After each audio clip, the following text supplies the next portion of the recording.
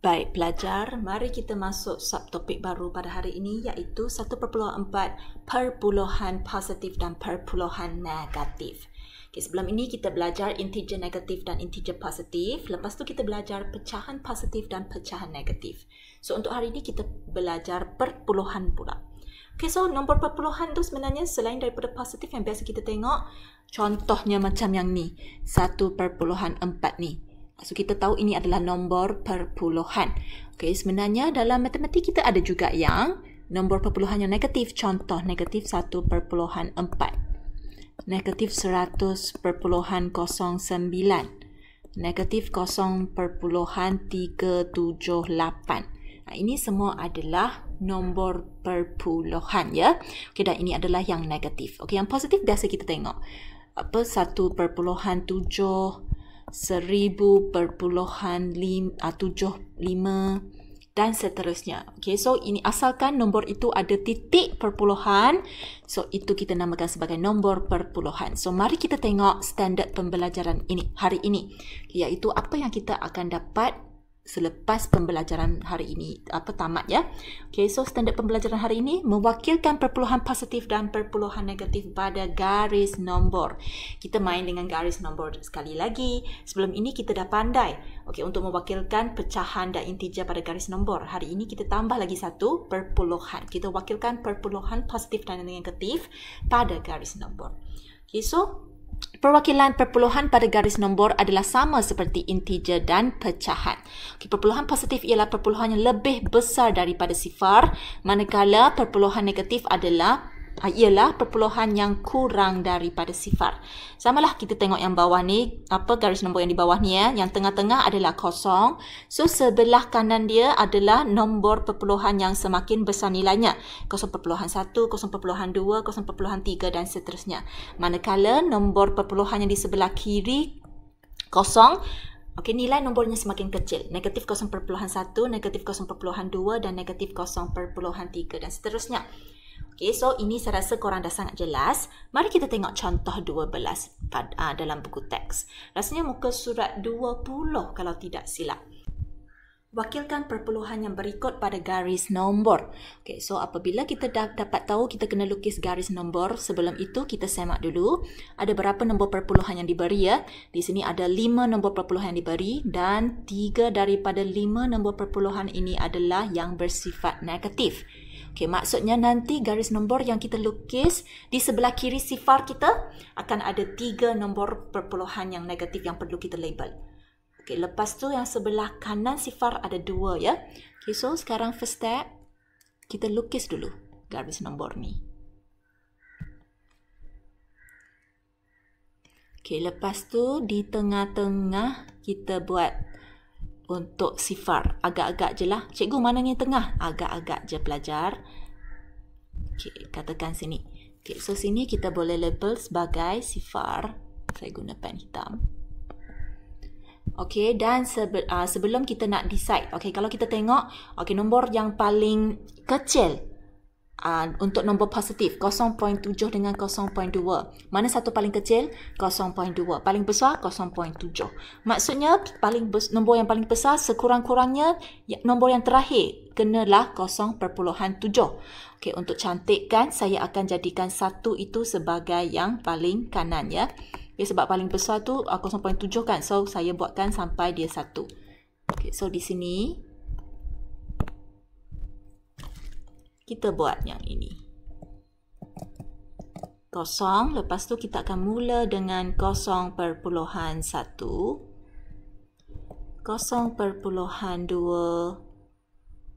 0.3, 0.4,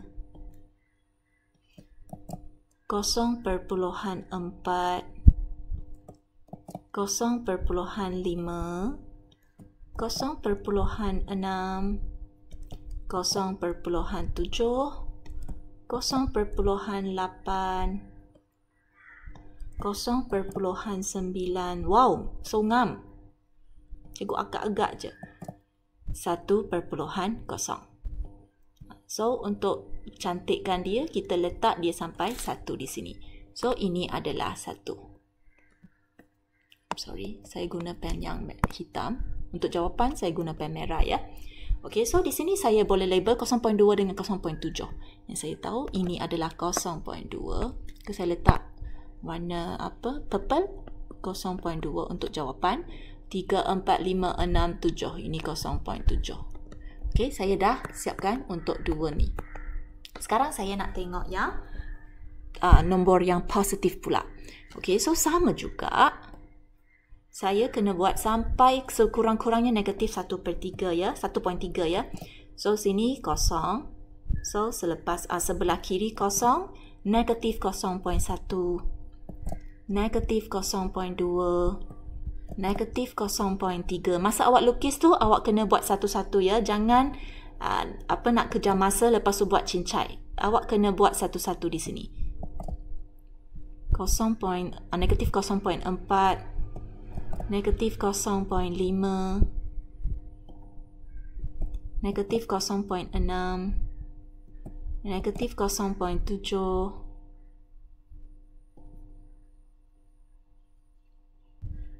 Sekejap. Negatif 0.8. Negatif 0.9. 1.0. So, saya punya garis nombor tak cukup panjang. So, saya panjangkan.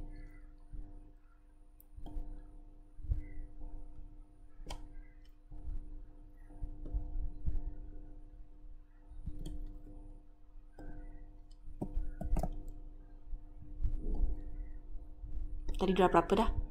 2, 3, 4, 5, 6, 7, 8, 9, 10, 11. Negatif 1.2. Negatif 1.3. Cikgu, boleh tak saya stop di negatif 1.3? Boleh, tak ada masalah. Tapi kalau nak cantik, saya nak stop di negatif 1.5 lah.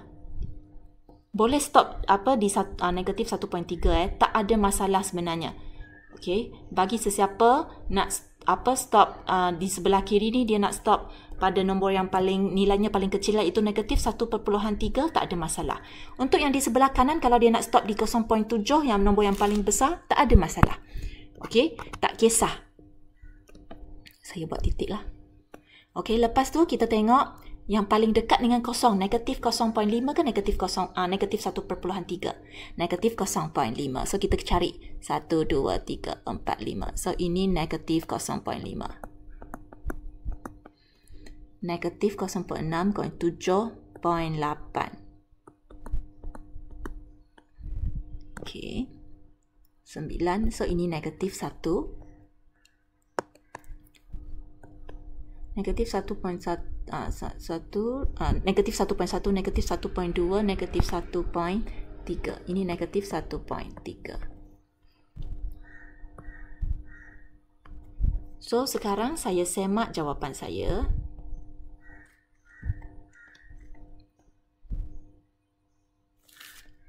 Okay, so untuk soalan ini, jawapan saya adalah 0.2 dan 0.7 berada di sebelah kanan sifar dan negatif 0.5, negatif 0.8 dan negatif 1.3 berada di sebelah kiri sifar.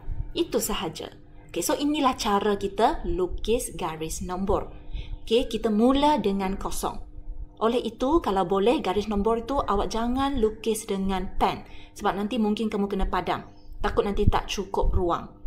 Okay, so sesiapa kalau tak nak buat garis nombor yang macam ini, nak panjang sangat, awak boleh buat garis nombor yang nilainya 0.2 setiap kotak. Contoh, bagi sesiapa yang nak buat ini, ya, kalau ruang awak cukup, so awak boleh buat yang macam ni. Sorry. Awak boleh buat yang macam ni. Katakan kita tahu kosong di tengah-tengah. Okay, ini kosong betul. So, awak boleh, kejap. Mula dengan satu kotak ini adalah 0.2. So, ini kosong. So, sebelah kanan kosong. Awak boleh jadikan dia 0.2. Kejap. 0.2. 0.4, 0.8, 1.0. Lepas tu di sebelah kiri pula, ni kosong, lepas tu sebelah kiri kosong, negatif 0.2, negatif 0.4, negatif 0.6, negatif 0.8, negatif 1.0, negatif 1.5, negatif 1.2, negatif 1.4. Kalau awak nak stop kat negatif 1.4 pun boleh, sebab paling kecil nilainya adalah negatif 1.3. Tapi sebab ini ada ruang lagi kan. So saya letak negatif 1.6, negatif 1.8,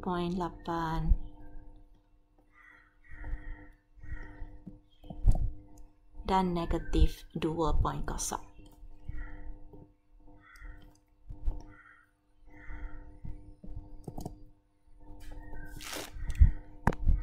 Okay, so ini negatif 2, ini negatif 1.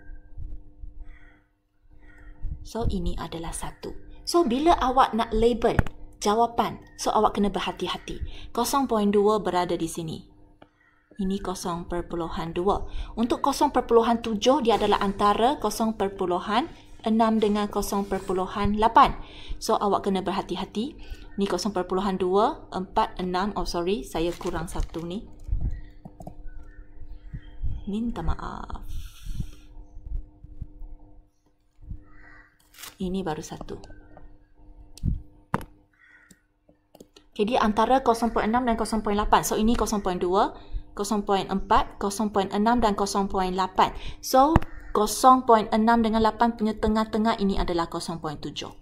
So, bila awak label tu, awak kena tulis betul-betul lah. Ini 0.7. Okay, kena tengah-tengah. Okay, lepas tu di sebelah kiri pula, negatif 0.5 adalah antara negatif 0.4 dengan negatif 0.6. So, ini negatif 0.4, negatif 0.6. So, di tengah-tengah dia adalah negatif 0.5. So, ini negatif 0.5. Okay, seterusnya negatif 0.8 di sini. Negatif 0.8. Ini dia. Okey, dan yang terakhir negatif 1.3 adalah di antara negatif 1.2 dan negatif 1.4. So, 1.2 dengan 1.4 berada di dua garisan ini. So, kita punya negatif 1.3 berada di tengah-tengah ini. So, negatif 1.3. So, kalau awak nampak apa bezanya kedua-dua garis nombor ini. Okey, garis nombor di atas dia lebih panjang. Okey, dan dia lebih detail. Okey, untuk garis nombor di bawah dia lebih pendek dan yang tengah-tengah tu kita kena agak-agak tempat kedudukan dia. Okey, so kalau buku kita cukup ruang, okey, saya memang galakkan korang guna yang di atas, garis nombor yang di atas ini. Okey, sebab kalau kita guna garis nombor yang di atas ini, dia lebih jelas. Satu persatu. Kita tak akan salah kedudukan. Okey, tetapi untuk yang garis nombor di bawah, walaupun dia jimat ruang, tetapi kalau awak salah salah letak kedudukan titik tu, so satu garis nombor ini akan salah. Okey, boleh ya, tapi saya memang galakkan awak buat yang pertama lah. Okey, so untuk latih diri 1.4a, okey, saya nak korang buat nombor 1 sahaja. 2 soalan dah cukup lah. Okey, ini berada di muka surat 20 juga ya. Okey, awak buat nombor 1 je. Yang nombor 2 tak payah buat. Nombor 2 dia sama macam nombor 1. Apa yang bezanya nombor 2 ini dia ada 2 tempat perpuluhan. Okay, untuk nombor 1 dia 1 tempat perpuluhan sahaja. So cukuplah untuk awak buat nombor 1 je. Nombor 2 tak payah buat ya, pelajar. Okay, ingat ya, nombor 2 tak payah buat. Buat nombor 1 je, 2 soalan je. Boleh ya? Okey, so untuk hari ni untuk 1.4a awak buat 1a dengan 1b je. Okey, mari kita tengok yang tajuk seterusnya. Bagaimanakah anda membanding dan menyusun perpuluhan positif dan perpuluhan negatif mengikut tertib? Ini kita dah belajar kan? Sebelum ini bagaimana kita nak banding dan susun integer dengan pecahan. So ini sama juga. Okay, 2 atau lebih perpuluhan boleh dibanding nilainya dan disusun mengikut tertib menaik atau menurun. Okay, so mari kita tengok standard pembelajaran hari ini, iaitu apa yang kita akan dapat pada akhir pembelajaran ini ya. Okay, pada akhir pembelajaran ini kita akan dapat membanding dan menyusun perpuluhan positif dan perpuluhan negatif mengikut tertib. Okay, sama macam contoh 13. Kita disuruh untuk banding dan susun perpuluhan yang berikut mengikut tertib menurun. So, senang sahaja. Kalau nampak perkataan menurun, kita tahu kita perlu susun nombor perpuluhan ini dari yang paling besar ke paling kecil. Okey, so sekarang kita kena kenal pasti dulu yang mana adalah yang besar. So, yang besar adalah nombor positif. Okey, kalau paling besar, kalau ikutkan pada garis nombor, dia adalah di sebelah kanan sifar. So, nombor positif itu adalah yang besar. So, kita keluarkan yang besar dulu. 0.5 dengan 1.4. So, yang kecil adalah nombor negatif. Ingat, nombor negatif sentiasa lebih kecil daripada nombor positif. So, kalau nak susun ikut tertib menurun, kita akan cari nombor positif dulu. So, 1.4 dengan 0.5. Mana satu lebih besar? Yes, 1.4 yang lebih besar. So, saya akan susun. Saya terus tulis jawapannya. Okey, dalam buku teks dia ajar cara untuk menggunakan garis nombor. Tapi bagi saya, kalau kita sudah pandai melukis garis nombor, cukuplah kita lukis untuk 1.4a tadi latihan dia.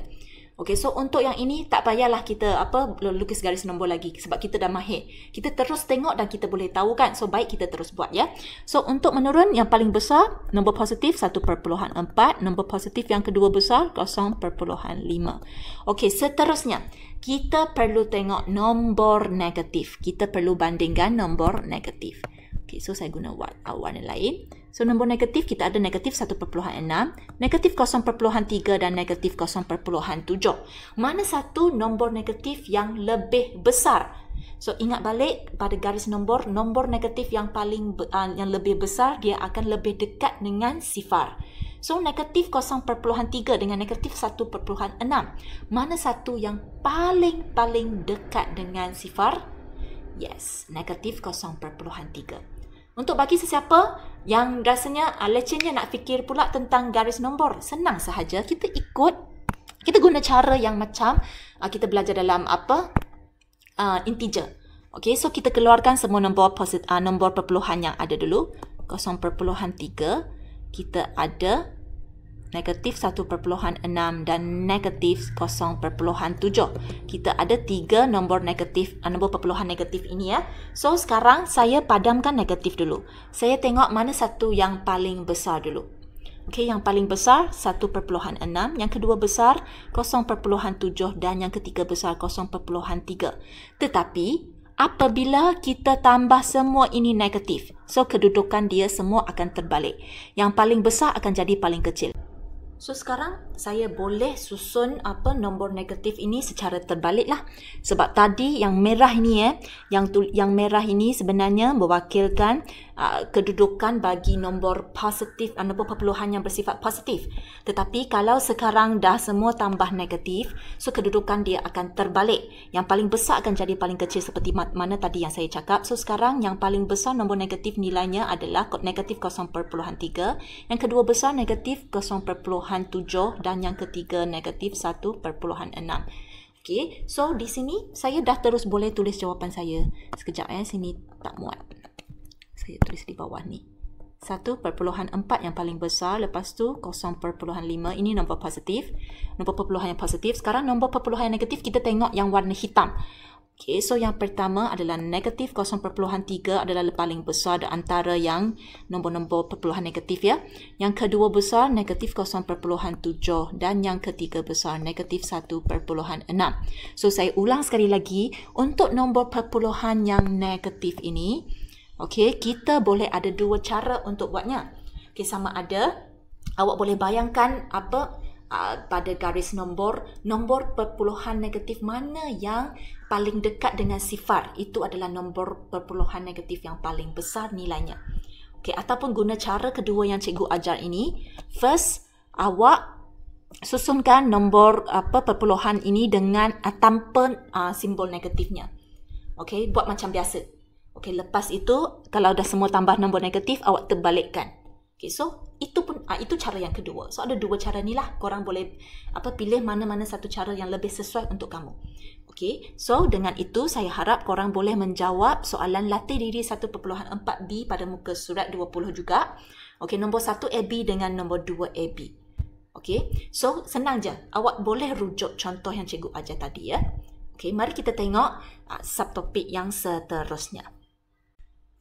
Bagaimanakah anda membuat pengiraan yang melibatkan gabungan operasi? Kita jumpa semula perkataan gabungan operasi ini. Okey, bagi perpuluhan positif dan perpuluhan negatif. Ingat lagi apa itu gabungan operasi? Maksudnya soalan itu dia mempunyai operasi yang lebih, mempunyai dua operasi atau lebih daripada dua operasi. Iaitu contoh soalan tu ada tambah dengan tolak sekali. Ataupun soalan itu ada darab dengan tambah sekali. Okey, so itu maksudnya gabungan operasi ya. Mari kita tengok standard pembelajaran hari ini. Okey, pada akhir pembelajaran pada hari ini, kita akan dapat membuat pengiraan yang melibatkan gabungan operasi asas aritmetik iaitu tambah, tolak, darab atau bahagi ya. Bagi perpuluhan positif dan perpuluhan negatif mengikut tertib operasi. Semua dah ingat kan apa itu tertib operasi? Sebab minggu lepas baru saya ingatkan. Saya berulang-ulang, saya ulang sampai korang boleh ingat kot saya rasa. Okey, so mengikut tertib operasi iaitu mengikut BODMAS. So saya harap semua ingat ya. So maksudnya kalau soalan tu ada bracket, kita akan selesaikan bracket dulu. Kalau ada division iaitu bahagi ataupun multiplication, kita akan buat bahagi ataupun darab dulu. Kalau dia ada tambah dengan tolak, kita tinggalkan untuk yang terakhir iaitu addition dan subtraction. Boleh ya? Okey, so mari kita tengok contoh 14. Nilaikan setiap yang berikut. Okey, ingat ikut tertib ya. Okey, so mari kita tengok contoh A. 3.5. Okey, sekarang untuk soalan ni kita nampak ada dua simbol yang bersebelahan. Ingat masa kita belajar awal bab ini. Okey, kalau kita nampak ne dengan ne bersebelahan, kita terus jadikan dia po. Okey, ini awak sepatutnya dah tahu ya. Okey, so terus saya dah buang kurungan. 6.5 darab 0.2. Okey, sekarang ada darab, ada tambah. Di sini ada dua operasi, tambah dengan darab. So, mengikut BODMAS, saya akan utamakan darab dulu. Saya akan buatkan darab dulu. Okey, so sekarang, kalau awak takut awak buat silap, kita boleh buat sikit garis dari sini. Okey, so yang kita tak buat apa-apa, kita salin dulu. Biasakan diri salin. Jangan tinggalkan macam itu sahaja. Tambah. Okey, 6.5 darab 0.2 kita dapat berapa? So, awak boleh terus guna kalkulator untuk dapatkan jawapan. Okey, bila awak darabkan, awak akan dapat ini dapat 1.3. Okey, so lepas tu awak tambahkan jawapannya 4.8. Itu sahaja. Senang kan? Okey, so untuk soalan perpuluhan sebenarnya tak susah ya.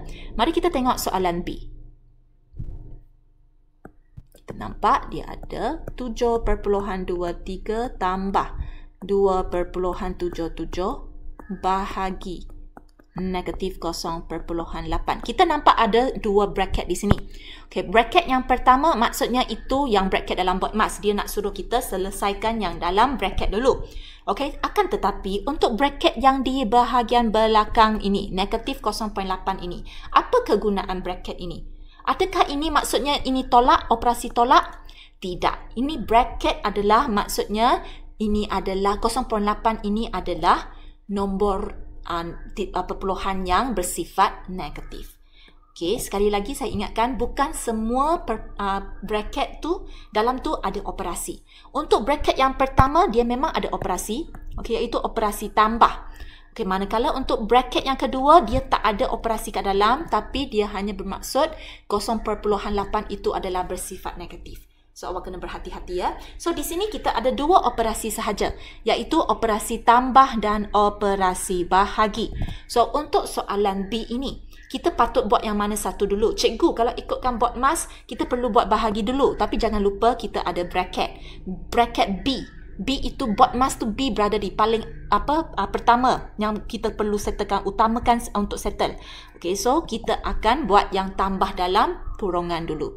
So 7, awak boleh dengan bantuan kalkulator awak tekan kalkulator, 7.23 kita tambah dengan 2.77. kita akan dapat jawapan dia 10. Okey, kalau 10, lepas tu kita jangan lupa salin yang nombor di belakang ya, salin sekaligus.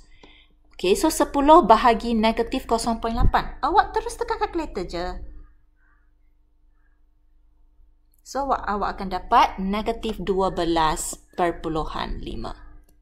Senang kan? Itu sahaja. Okay, so ingat bila baca soalan, kita tengok betul-betul. Okay, macam soalan B ni, saya perlu utamakan yang dalam bracket dulu. Yang belakang awak salin macam biasa. Jangan tinggalkan yang bahagi negatif 0.8 ini ya. Kesian yang belakang. Okay, sekarang mari kita tengok soalan C. Negatif 3.7 tambah 4.25 tambah 2.85 darab 0.3. Okay, untuk soalan ini kita nampak ada satu bracket, ada darab, ada tambah. So kita akan settlekan bracket dulu. Kalau ikut tertib operasi BODMAS, kita akan settle dalam bracket dulu. Yang selebihnya kita salin macam biasa. Jangan lupa kita salin dulu. Nah, ini kita salin. Tak ada masalah. Jangan tinggalkan. Macam video minggu lepas saya dah terangkan, kalau awak tinggalkan apa yang akan terjadi. So ingat ya. So di sini awak boleh tekan kalkulator. 4.25 tambah 2.85. So kita akan dapat 7.1. Okay. So untuk yang seterusnya kita nampak ada tambah, ada darab. Okay. So kita akan buat darab dulu. Jangan lupa. Kita akan buat darab dulu. Yang depan kita buat macam mana? Kita salin macam biasa. Negatif 3.7 tambah. Okay, seterusnya kita tekan kalkulator. 7.1 darab 0.3. Kita akan dapat 2.13. Okay, lepas tu tekan kalkulator. Awak dah boleh dapat jawapan negatif 1.57.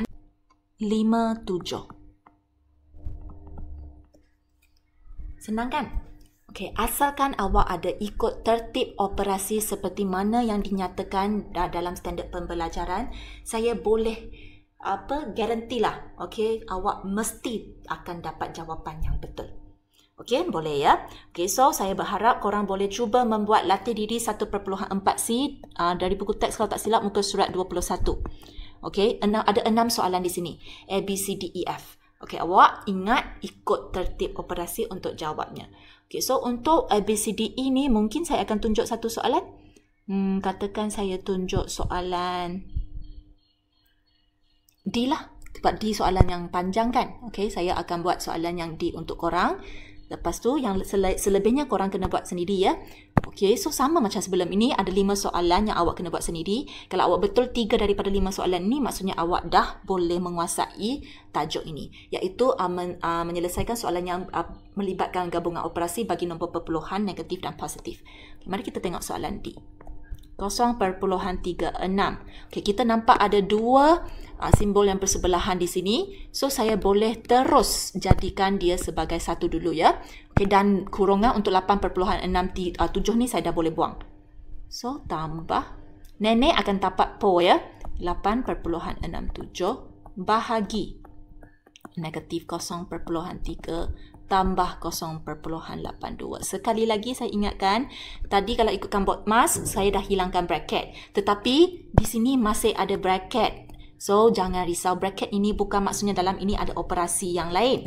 Okey, tetapi bracket ini bermaksud untuk negatif, untuk 0.3 yang bersifat negatif ini. So, sekarang kita ada tambah bahagi dengan tambah. Sekali lagi saya ingatkan, ini bukan tolak bebas. Ini adalah negatif ya. So di sini hanya ada 3 operasi je. Tambah, bahagi, tambah. So saya akan buat apa dulu? Saya akan buat tambah dulu. Saya akan buat bahagi dulu. Okey, ikutkan BODMAS. Ingat, ikut BODMAS. Selebihnya saya buat apa? Selebihnya saya salin. Jangan lupa salin. Okey, lepas tu awak boleh dengan bantuan kalkulator, awak boleh buat 8.67 bahagi negatif 0.3. So, awak akan dapat negatif 28.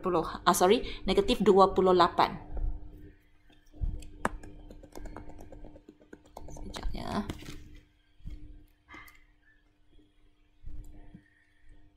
Negatif 28.9.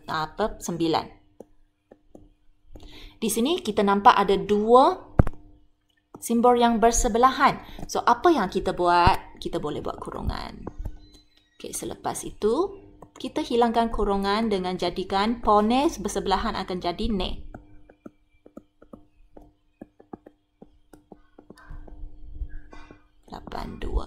Okey, sekarang untuk soalan ni, kita ada tolak dengan tambah. Ada dua operasi di sini. So, kita patut buat operasi yang mana satu dulu.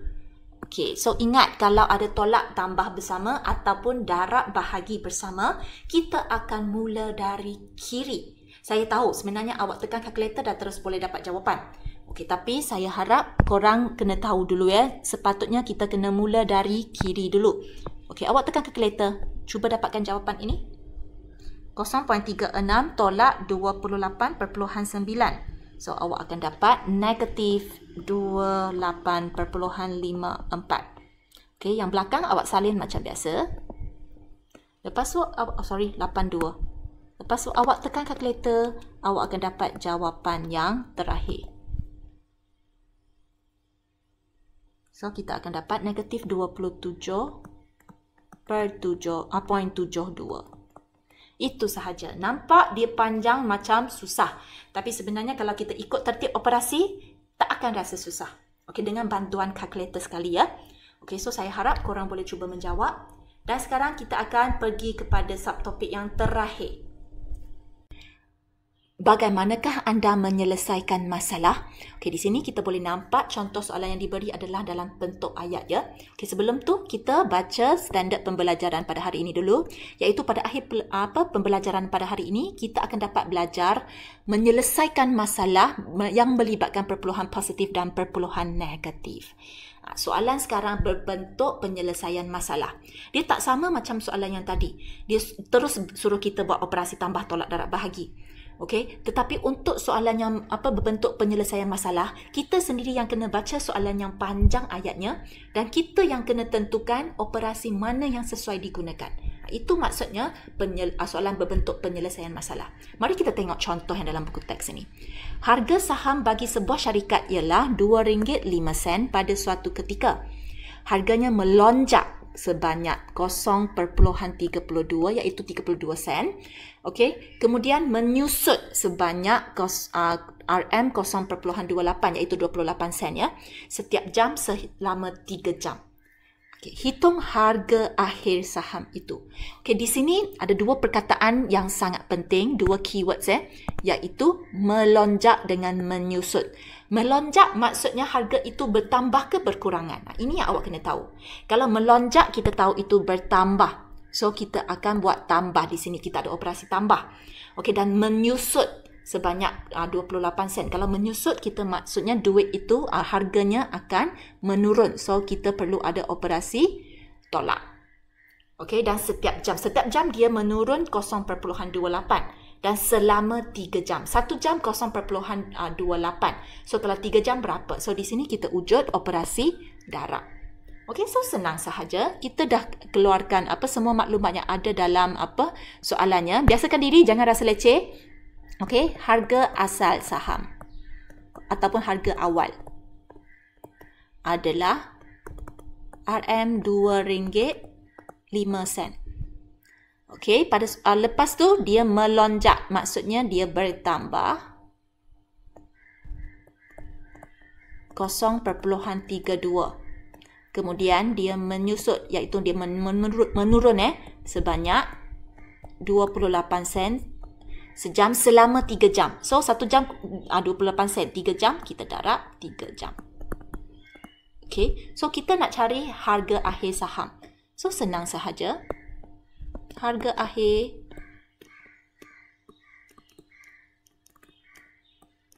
kita gabungkan semua operasi yang kita nak buat tu. So kita buang semua unit, ingat jangan letakkan unit, nanti awak sendiri yang keliru. Harga awal ini, lepas tu dia bertambah 0.32, lepas tu dia menurun 0.28 selama 3 jam. So di sini kita akan buat darab dulu. Yang lain kita salin macam biasa. Ini kita dapat berapa? 24. Okey, kita dapat 0.84. Okey, so kita buat darab dulu, jangan lupa ya. Kita akan buat darab, yang selebihnya kita salin. Okey, lepas tu kita buat dari kiri. So 2.05 kita tambah 0.32, kita dapat 2.37. Lepas tu kita tolak 0.84. Kita buat ini dulu kan. Kita buat kiri dulu. Lepas tu tekan kalkulator, awak akan dapat jawapan 2.37 tolak 0.84. Kita akan dapat 1.53. So, harga akhir saham. Nah, ini pada last kita nak tulis jawapan, kita baru masukkan RM. So, awak takkan keliru nanti. Okay, itu sahaja. Okay, so ingat untuk selesaikan masalah, first thing kita kena faham kehendak soalan dulu. Lepas tu cuba keluarkan apa maklumat yang soalan beri seperti yang ini. Kenapa cikgu nak galakkan korang keluarkan macam ni? Memang mungkin korang akan rasa bazirkan masa. Tetapi melalui menulis, awak akan lebih jelas kehendak soalan. Okay, jangan malas. Please. Okay, lepas tu awak awak gabungkan semua operasi yang ada. Lepas tu terus awak dah dapat jawapan. Okay, so dengan itu saya harap korang boleh cuba menjawab latih diri 1.4D pada muka surat 22 kalau tak silap dalam buku teks. Okay, 1 dengan 2. So untuk hari ini, awak kena siapkan 4 latihan 1.4A. Soalan 1 sahaja.